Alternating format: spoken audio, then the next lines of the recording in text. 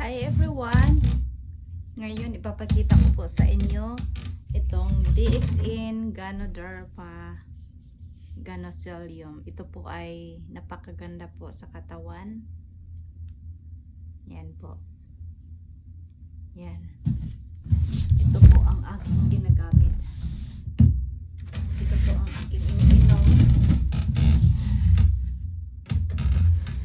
So ngayon iinom ako ng 10 nito. 2, 4, 6, 18. 2, 4, 6, 18. 10 nito.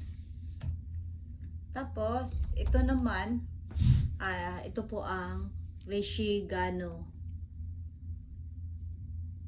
Ito po ang nagde-detox ng ating katawan. Ngayon, kukuha na naman tayo ng 10 nito.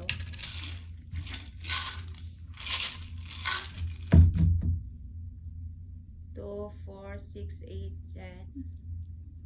Sobra ng dalawa. 2, 4, 6, 18. Okay. Yan. Ito, itabi natin dito.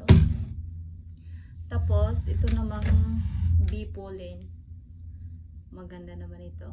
Ito ang iinumin din natin. Kukuha lang tayo ng 6. 3, 6. 6 nito. Tapos, ito namang spirulina. Yan. Maganda din dun sa katawan natin. Kuha din tayo ng 10. 2, 4, 6, 8. Sobra. 2, 4, 6, 8, 10. Yan. 2, 4, 6, 8, 10. Okay. Ito po. Yan. Tapos, ito. Isa lang nito. DXN Androgy. Maganda din to pag may lagnat. Tapos ito naman Rosil.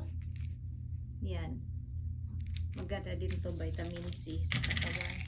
Kukuha din tayo ng 6. 3, 4, 5, 6. Okay. And then ito, kukuha tayo ng iba dito. Ito natin. So, ito black cumin. Isa din ang iinumin natin ito. Ito. So, ilagay natin dito. Tapos, lion's mane. DXN lion's mane. Good for the brain. Kukuha tayo ng 2 lang. Ayan. Ngayon, iinumin natin to lahat. Ilagay mo muna natin sa ibaba. Inumin natin to lahat. Tabi muna natin to. So, ito na po lahat ang ating iinumin. Maganda to sa katawan. So, ito, Ganothelium, inumin natin. Ayun o. Ay, huyog na siya. Rishigano. Yan.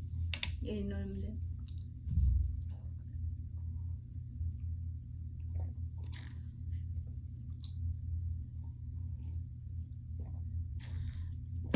Spirulina. Yan.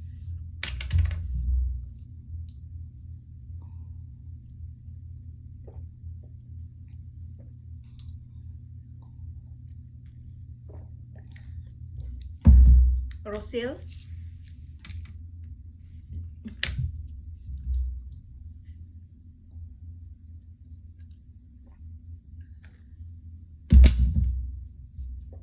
Bee pollen.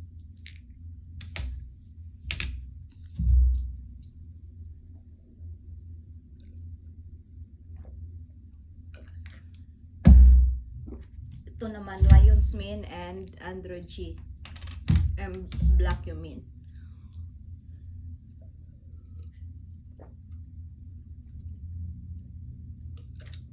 Napakaganda po dito sa ating katawan. Ito po ang ginagamit ng ginagawa ng Chinese medicine noong unang panahon na kasi to ay king of herbs, Ganoderma. So, Lingshi. So, bye everyone.